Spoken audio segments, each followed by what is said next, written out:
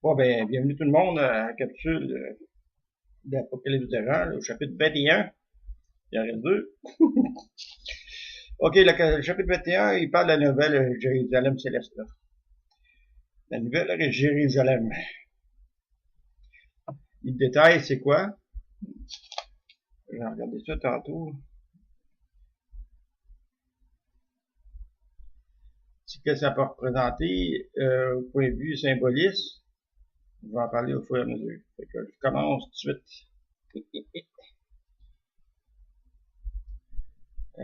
Chapitre 21. Puis je vis un nouveau ciel, une nouvelle terre, et une nouvelle terre, car le premier ciel et la première terre avaient disparu, et la mer n'était plus. Bon. Là, c'est dans un rêve, là, une vision. Là. Faut utiliser encore, là. Oups, on va placer ça tout de suite. Parce que, pas il est connu.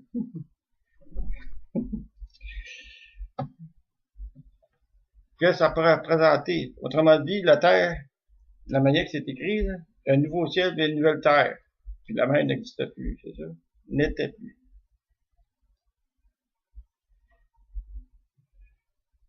Ils disent pas qu'il y avait de nouvelle mer. Ils disent seulement une nouvelle terre, car le premier et la première terre avaient disparu. Et la mer n'était plus. Ils disent pas une nouvelle mer, là. Ils disent seulement une nouvelle terre et un nouveau ciel.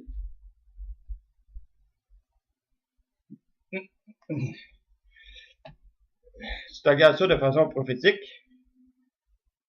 c'est que s'il n'y a plus de ciel, ça veut dire qu'il n'y a plus d'atmosphère. S'il n'y a plus d'atmosphère, ça veut dire qu'il n'y a plus rien à la surface. Tout est gelé.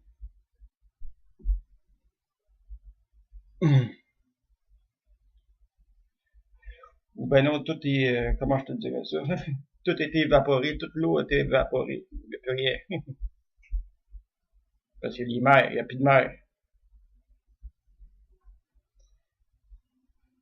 Qu'est-ce qui peut produire ça?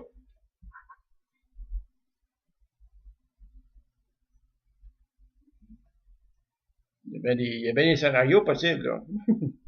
Une collision avec un gros astre ou un astéroïde. Un bon petit caillou.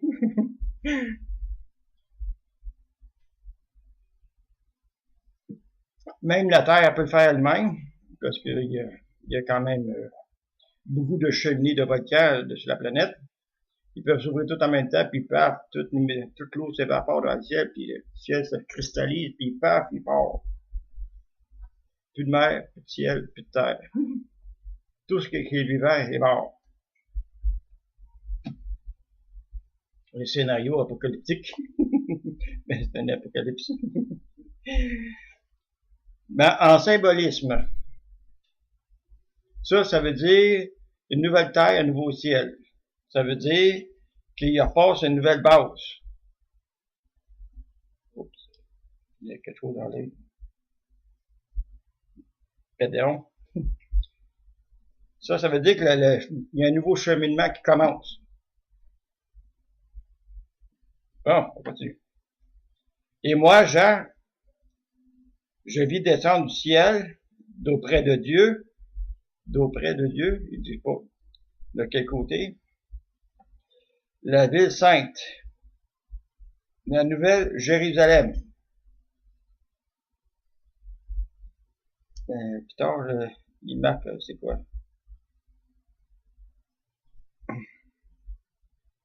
Préparée comme une épouse qui s'est parée pour son époux.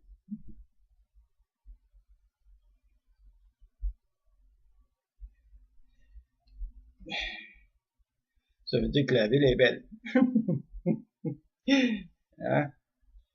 Et j'entendis du ciel une forte voix qui disait, voici le tabernacle de Dieu avec les hommes. Donc, la Jérusalem, c'est un tabernacle. Un tabernacle. Je trouve habitué des tabernacles, mais là, tabernacle, c'est plus dur. Bon, signification d'un tabernacle. On va aller chercher ça tout de suite. Il faut que je fasse ça, mais c'est pas grave. C'est un compartiment, hein, c'est sûr.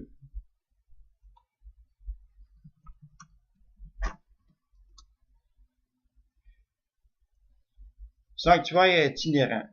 Sanctuaire itinérant. Centre de culte des Hébreux avant la construction du temple de Salomon. Demeure de l'Arche de l'Alliance où étaient déposées les tables de la loi.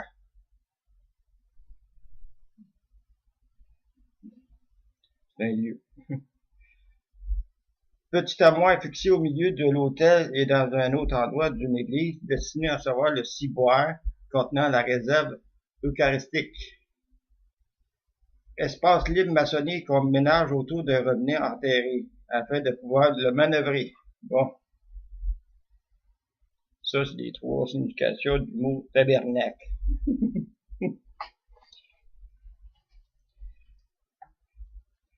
Donc, Dieu est dedans avec les hommes. Parce que l'autre chapitre d'avant, il y avait eu... C'est ça.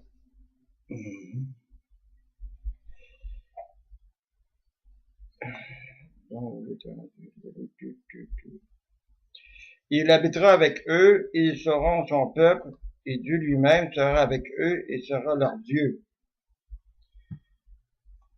Là, ils sont plus certains si Dieu est un Dieu.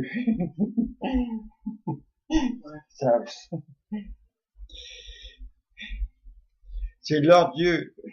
À ces hommes-là, c'est pas un Dieu à tout le monde, hein? C'est juste pour eux autres, une secte. C'est sectaire, l'affaire, c'est sectaire. Elle va me faire crucifier, oui. Ben, le côté symboliste de ça, ça veut dire que Jean, il va avoir encore un rapprochement avec son énergie divine.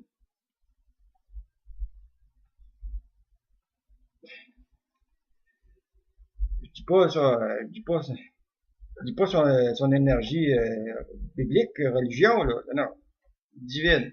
Du côté divin, de l'aspect divin d'une chose.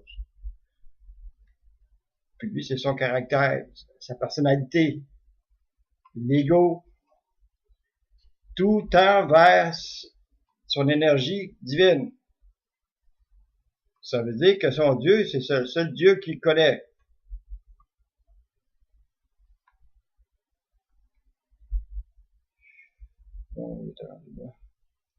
Il essuiera toute larme de leurs yeux, et la mort ne sera plus, et il n'y aura plus ni deuil, ni cri, ni douleur, car les premières choses ont disparu. Là, il y a encore une transmutation au niveau social. C'est ça que ça veut dire quand tu vois, quand il parle des hommes, c'est la symbolisation, c'est le social. Donc, il y a une transmutation au niveau social. C'est ça que ça veut dire.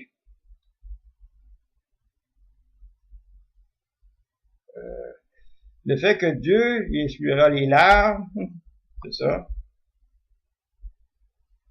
et que la mort ne sera plus, et qu'il y aura plus la lamentation, ni deuil, ni cri, ni douleur.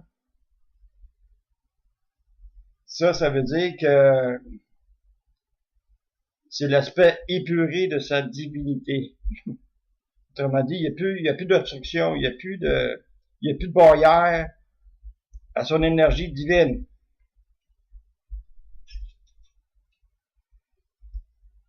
Et puis le fait que toutes ces choses sont disparues, c'est parce que c'est ça. C'est le retour vers la nouveauté, sa nouvelle énergie. Un retour. C'est un retour. Oui, c'est un retour parce qu'il y avait déjà eu ça.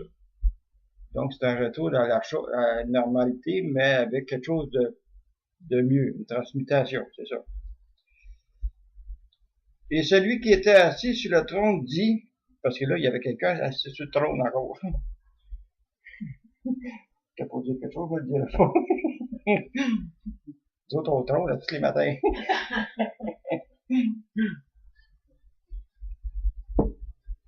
À tous les matins.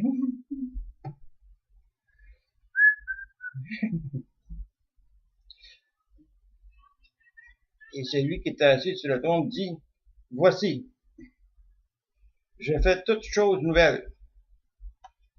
Ça, c'est la nouvelle énergie. Parce que Jean était un pionnier du christianisme. Il fallait qu'il ait envoyé la parole du Christ dans le milieu dans lequel il était, à propager la parole du Christ. Autrement dit, témoigner que c'est qu'il a vu avec le Christ. Celui qui est assis sur le trône, c'est le Christ.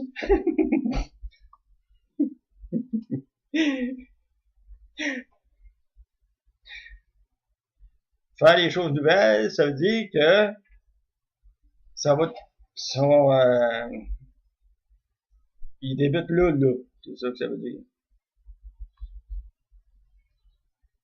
Et il dit, écrit, car ces paroles sont certaines et véritables. Et il me dit, c'est fait. Je suis l'alpha et l'oméga, le commencement et la fin.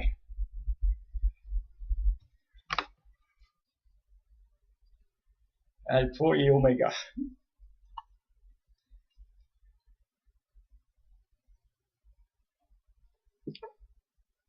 Donc, c'est la naissance de l'aspect divin de Jean en rapport avec ce qu'il va faire comme mission à la parole du christianisme.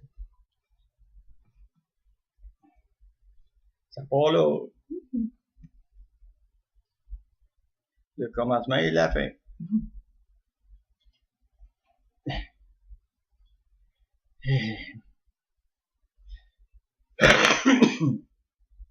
Ce qui veut dire un cercle. Le commencement, la fin, le commencement, la fin, le commencement, la fin. Ça tourne tout le temps. De spirale. Bon. On continue. Je ne veux pas vous écarter. À celui qui a soif, je donnerai de la source de l'eau de la vie. Gratuitement, j'espère. Ça serait encore plus sectaire. Bon, pas gentil. Celui qui vaincra héritera ces choses. Je serai son Dieu, il sera mon fils.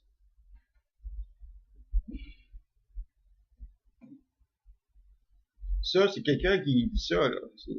C'est le Christ c'est sûrement le Christ parce qu'il sait c'est qui. Il l'a vu, il a été témoin. Il avait-tu une autre apparence, ce Christ-là? Possible. Donc, le fait qu'il va écrire tout ça, qu'est-ce qu'il lui dit, ça fait partie de son cheminement. Autrement dit, les outils qu'il doit prendre pour parvenir à faire le même chemin que le Christ. C'est ça que ça veut dire.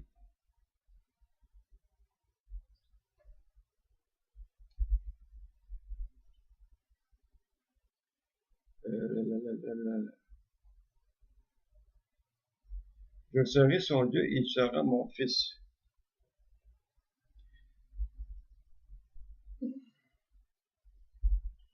En fin de compte, on est tous des fils de Dieu. Puis, étant Jésus, le Christ, étant un Dieu, fait que on est tous des Christ.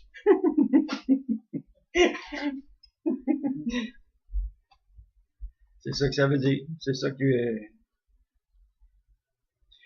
le fait qu'il l'écrit, c'est ça. Autrement dit, il faut qu'il prêche la parole du Christ en donnant l'espoir aux gens dans la quête de leur spiritualité, un espoir comme quoi que le monde va être sauvé. C'est ça que ça veut dire. Ça veut pas dire que toutes les hécatombes, ça va nous tomber sur la tête, puis faut pas virer fou avec ça, là. C'est un message onirique, un message d'une vision. Il faut juste décortiquer ce que ça veut dire. Pas en faire une prophétie.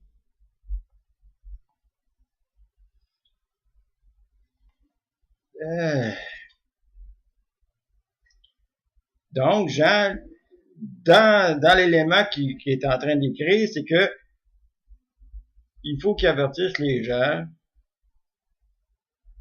qu'en ayant une croyance en Christ, on serait délivré de nos péchés. Si péché il y a. Bon.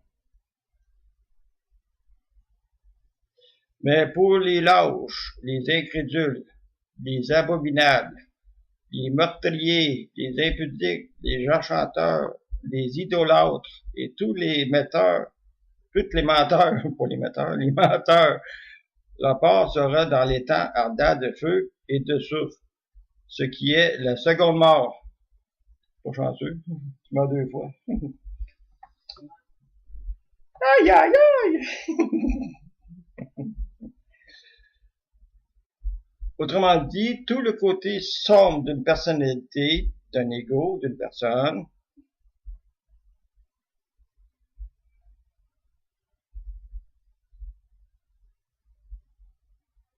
comment je te dirais ça, c'est que si les gens ne transmettent pas ces défauts-là vers une meilleure qualité, mais ils vont être retardés, ce qui veut dire qu'ils vont stagner. Le côté aspect divinité d'une personne équivaut à le côté rationnel d'une personne. Autrement dit, s'il y a évolution au côté rationnel, il y a une évolution au côté spirituel. Si tu parviens pas à transmuter ton ego, parce qu'il parle d'ego, c'est que tôt ou tard, tu vas demeurer en place, tu vas stagner, pas saigner, stagner. Tu vas stagner.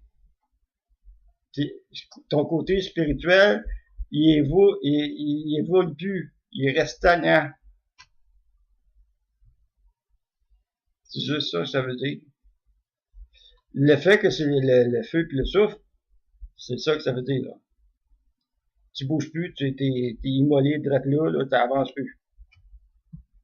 Donc, il y a juste ton côté rationnel qui fonctionne, considérant le rapport, pas le rapport, mais considérant la condition humaine partout sur la planète, on a des fortes chances que la majorité des gens ne croient plus en rien. C'est normal.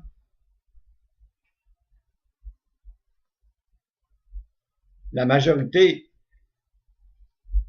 je dis pas, sont toutes comme ça. Parce qu'il y en a qui croient à ça. Puis c'est correct. Ils veulent en faire une prophétie, c'est correct. J'ai rien contre ça. Sauf que, s'il vous plaît, là, si vous voulez évoluer au niveau divin, il faut appliquer le côté divin vers ce qu'il y a de mieux pour l'humain. Non le contraire. Je suis en train de prêcher.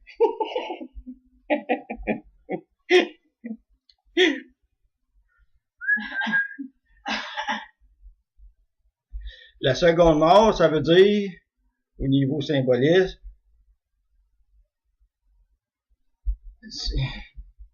que l'étape que tu dois franchir, c'est fini, il n'est plus sur le barré, capote.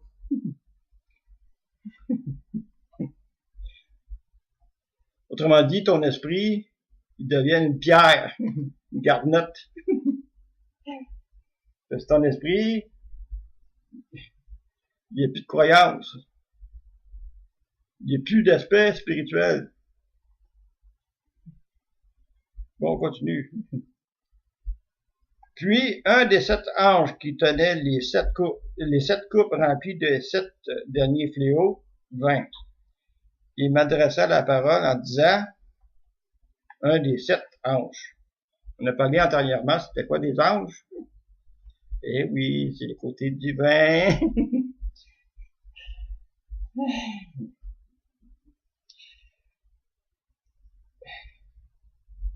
Les couples, si tu suis à la symbolisation des couples, il faut que tu regardes si tu as des connaissances au niveau de la taromancie, parce que tu as des couples en taromancie. Tu as des lames comme les épées, les coupes, les deniers, puis les bâtons. Les coupes, ils ont une signification, c'est pour négocier. Le couple, s'il y a quelque chose dans la coupe, tu te lèves avec une coupe, ça veut dire que tu as réussi à négocier puis gagner, de régler un litige. Exemple. C'est-à-dire les 7 coupes. Si tu regardes le 7 de coupe, faudrait que je vais l'installer dessus le forum. Là. Je vais le marquer de toute façon. Là. Le 7 de coupe. Je vais l'installer dessus le forum. Puis je vais me donner la signification de la lame. Ça va peut-être donner un coup de main à voir plus, là. Mais c'est pas nécessaire. Le 7 de coupe. Attends un peu. Je l'ai tué quelque part. Faut que j'aille voir.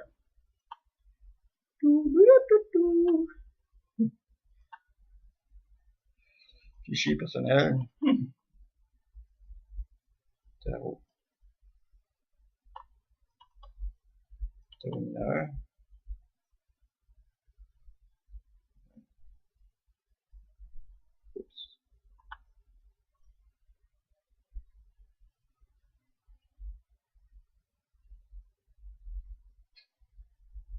C'est ça, le 7 de coupe.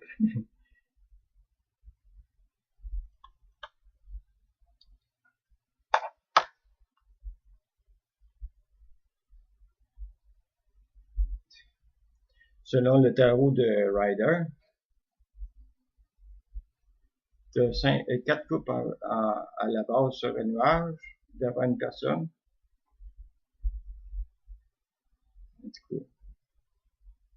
Je vais l'installer l'illustration de la lame.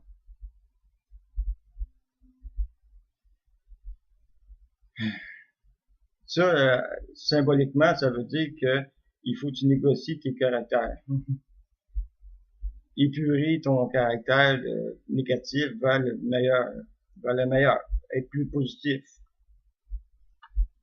C'est ça que ça veut dire, cette lame-là. Parce que normalement, trop placé avec d'autres, c'est plus facile à lire, mais là, quand t'en lis un qu'une à la fois, c'est plus dur. Bon, on va mettre ça.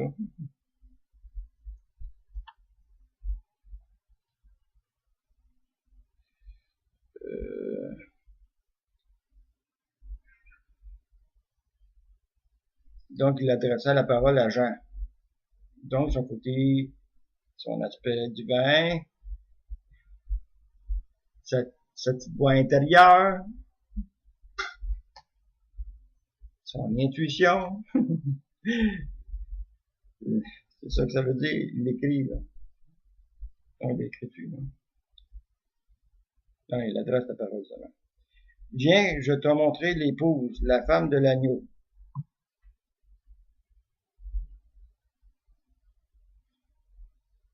C'est une métaphore pour dire la Jérusalem céleste, là.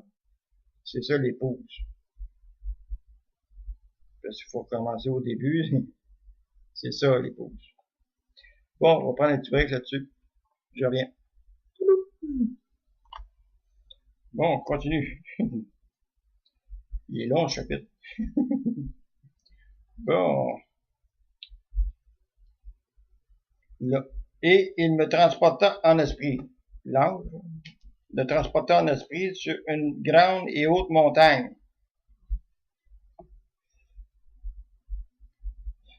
Il fut transporté en esprit. Autrement dit, son corps restait là, mais c'est son esprit qui est parti.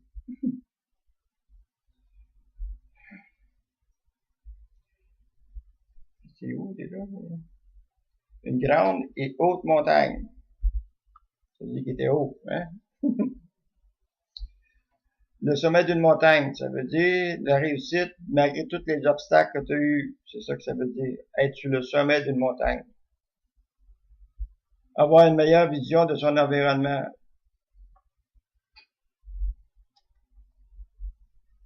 Donc, son esprit va avoir une meilleure vision. C'est ça que ça veut dire.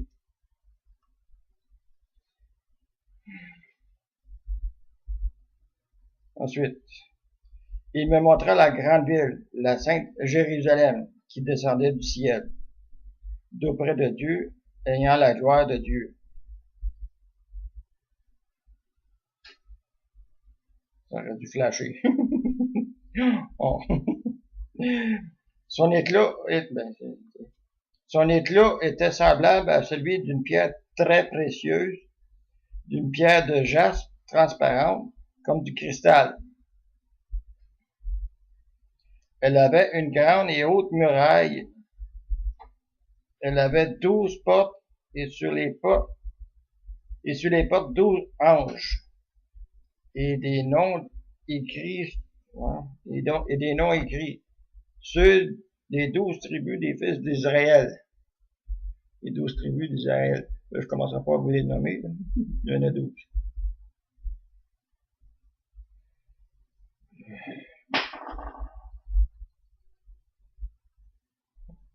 A échappé son dentier.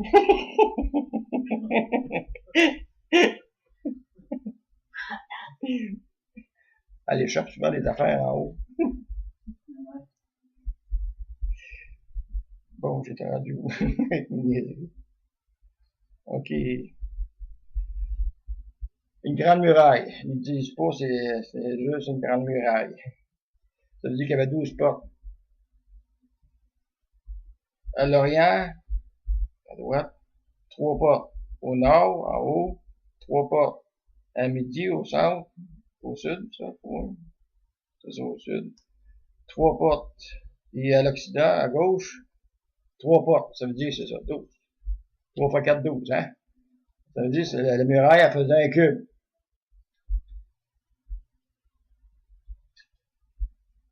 Ah oui.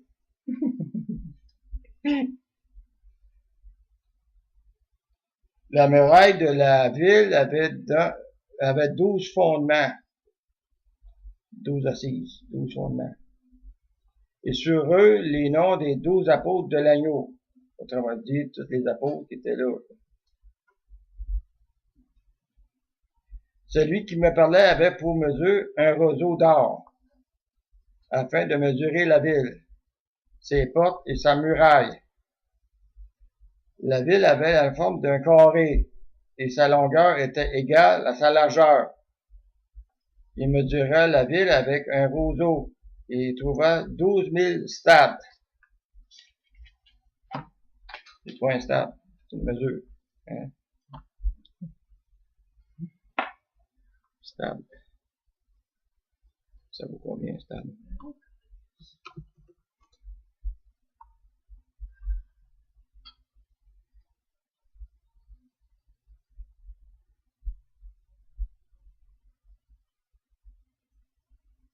L'unité de longueur des anciens Grecs, équivalent à 600 pieds, dont la longueur variait selon les régions. Le stade attique valait 117 mètres. Le stade olympique, 112 mètres, le stade olympique. C'est déjà pas mal gros. Bon. Là, il parle pas juste de quelques stades, là. Hein? Il parle de... Voyons, j'ai dit tantôt.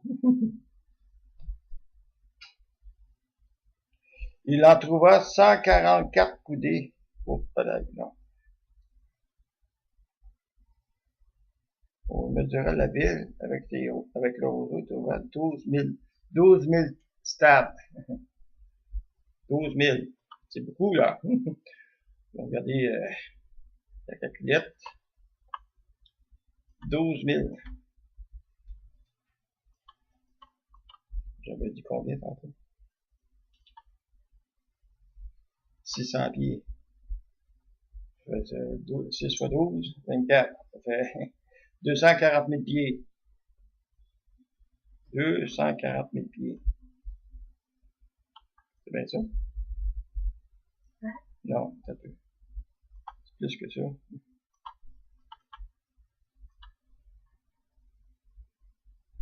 Ouais, oh, minute.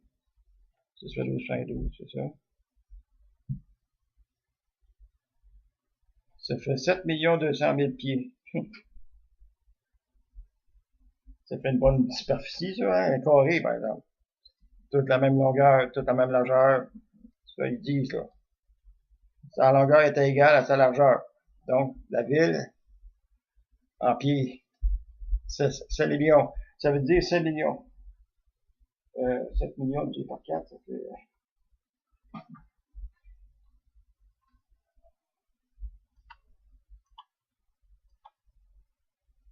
ça fait une superficie de 180 000 pieds carrés. 180 000 pieds carrés, ça équivaut à peu près à quoi? Montréal, il y a combien de pieds carrés? Une grande ville, hein? Une grosse ville. Bon.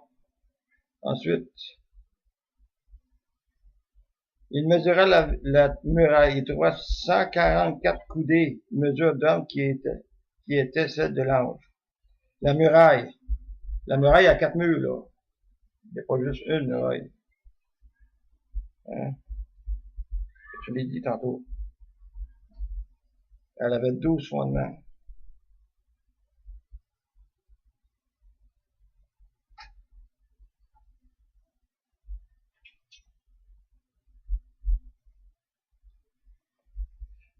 Bon, c'est ça, je disais, 144 coudées. Une coudée, c'est combien une coudée?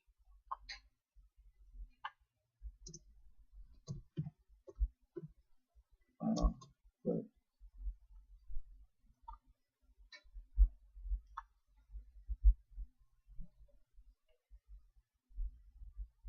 Une coudée, ben là, à peu près 1,5 pied. Ça veut dire 18 pouces. C'est ça? 12 plus 6, 18 pouces. Puis il parle, 18 pouces.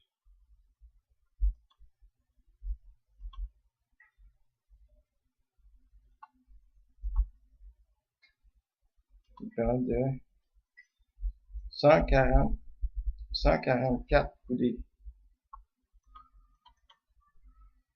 Ouais.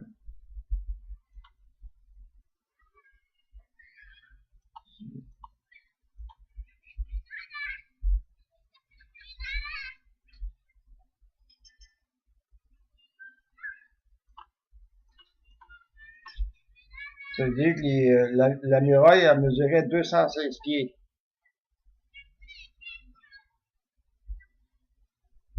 216 pieds de hauteur. Ça veut dire 216 pieds. C'est quand même haut.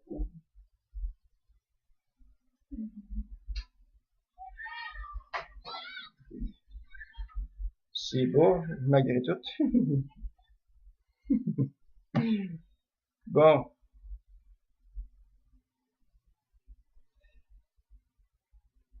C'est un cube. Un gros cube. Mais ils disent pas à la hauteur, mais il n'y a pas de plafond. Un cube, pas de plafond.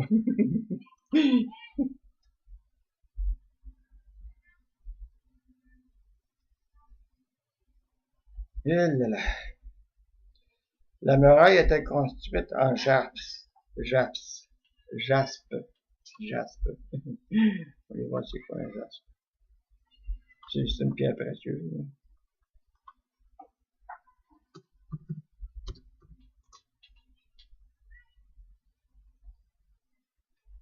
Ah, c'est plutôt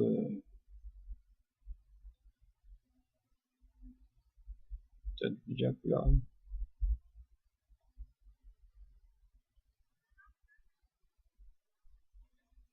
C'est illustré en tout cas.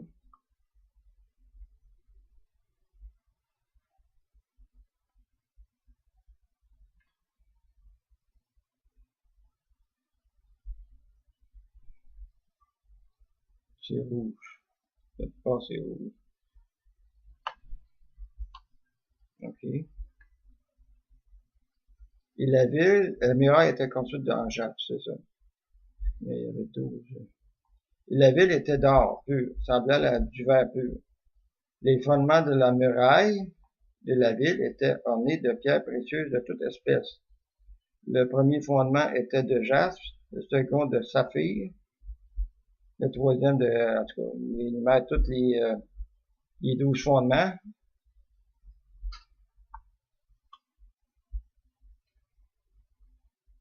C'est ça. Les 12 portes étaient 12 perles. Chaque porte était d'une seule perle. Ils disent pas la grosseur de la porte, par exemple.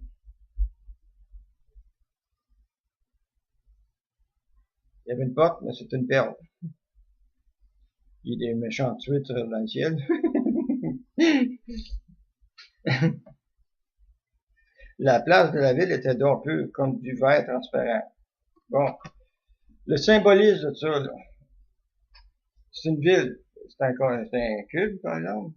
Ben, pas un cube, un carré, parce que il n'y a pas de top. Ils disent pas qu'il y a un top. La hauteur, elle l'arrête à 216 pieds. 216 pieds. C'est haut pour traverser une muraille.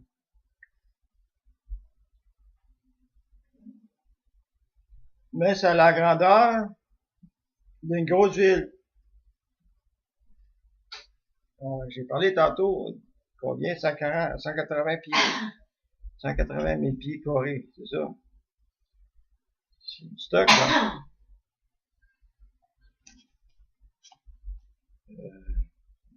Faudrait que je regarde Montréal, comment ça mesure.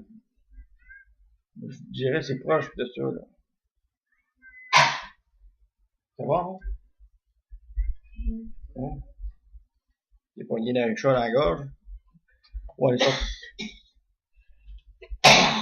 chercher la minoune. Le symbolisme de ça, c'est que ça aurait pu être un cercle. Ça aurait été bien représenté, comme quoi c'est une secte. Mais là, ne courons pas après les bébites. C'est un carré. La forme géométrique, c'est un carré. La forme géométrique carré, ça veut dire quoi? Ça veut dire que ta vision est... C'est ça. Est précise. Mon Dieu, c'est carré, là. Ouais. Tu vas t'attendre? Attends, je vais juste fermer ça, je vais recommencer. Bon, on continue. OK, le cube, c'est ça que je disais, là. Le carré, là, ça veut dire, la forme géométrique carré, ça veut dire que t'as une vision plus globale, mais plus rationnelle. C'est ça que ça veut dire.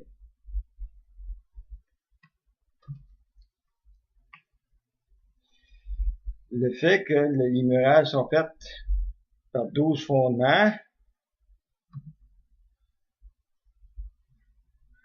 qui était le symbole. Les yeux, avec les yeux.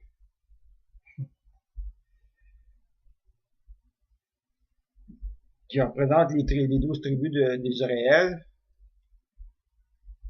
Ça représente, donc ça veut dire que ça veut dire qu'il y a quand même il y a un côté qui est barrière entre les civilisations. C'est ça que ça veut dire. Ça devrait pas, cela le sens du christianisme, c'est de se réunir les uns aux autres, de s'aimer les uns aux autres. Mais il y a une contradiction, la muraille a 12 fondements, ça veut dire que c'est sélectif. Il y a une sélection.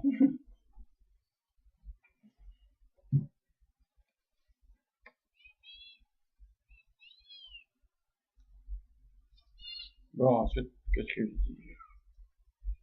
Je ne vis point de temple dans la ville, car le Seigneur Dieu Tout-Puissant est son temple, ainsi que l'agneau. Deux entités, deux dieux, c'est le même Dieu. Le Père et le Fils. La ville n'a besoin ni de soleil ni de lune pour l'éclairer, car la gloire de Dieu l'éclaire.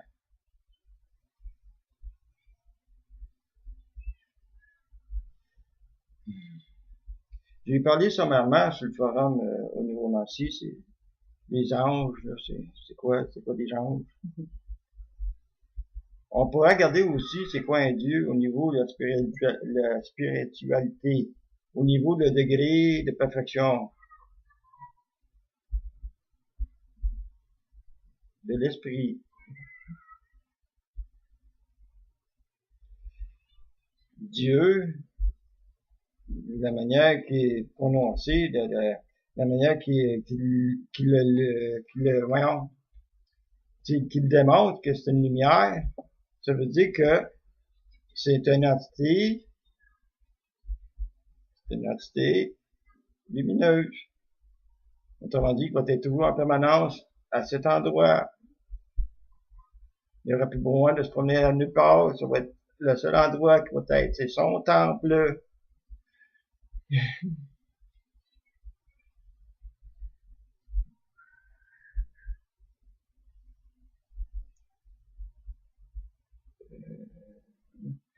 Les nations qui auront été sauvées marcheront à sa lumière, et les rois de la terre y apporteront leur gloire. Ses portes ne se fermeront point le jour, car il n'y aura point de nuit. On y apportera la gloire et l'honneur des nations. Il n'entrera chez elle rien de souillé, ni personne qui se livre à l'abomination et au mensonge. Il n'entrera que ceux qui sont écrits dans le livre de la vie de l'agneau.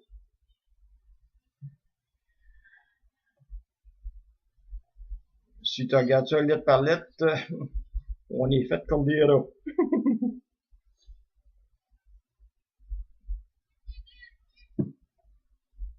Ça met fin au chapitre 21. La conclusion, c'est que il faut qu'il y ait la mission de Pierre, de Jean, c'est de réunir le plus de monde possible, de regrouper le plus de monde possible vers l'énergie christique.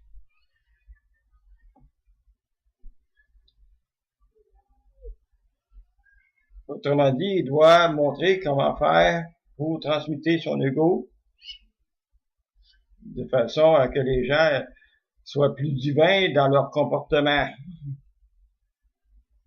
C'est pas une mince affaire, là. Comment parvenir à une perfection divine? C'est ça qu'il va falloir qu'il montre par la parole du Christ. Comment que le Christ est arrivé à faire ça? Il faut qu'il montre, il faut qu'il témoigne, il faut qu'il sauve le plus de monde possible. C'est ça que ça veut dire, ce chapitre-là. Le fait que c'est une ville, Jérusalem, là, c'est une croyance typique de l'endroit où ce qui était.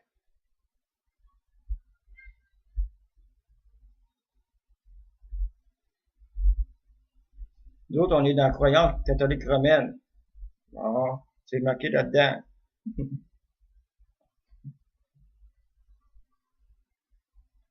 On n'a pas le même... on n'est pas pareil comme ceux qui étaient là à l'époque. C'est ça que ça veut dire. Autrement dit, nous sommes des païens, selon les... Parce qu'on n'a pas le même sang. C'est ça, on n'a pas la même race. On a la même race, mais pas le même, même ethnie. Donc, en grosso modo, en conclusion de ce chapitre-là, le chapitre 21, c'est pour faire la fondation de la mise en place du christianisme. Pour rassembler le plus de monde possible. Voilà. Il va rester juste le chapitre 22. Après ça, ben, on va faire la conclusion de tout que tu vis, de tout l'Apocalypse. C'est ça.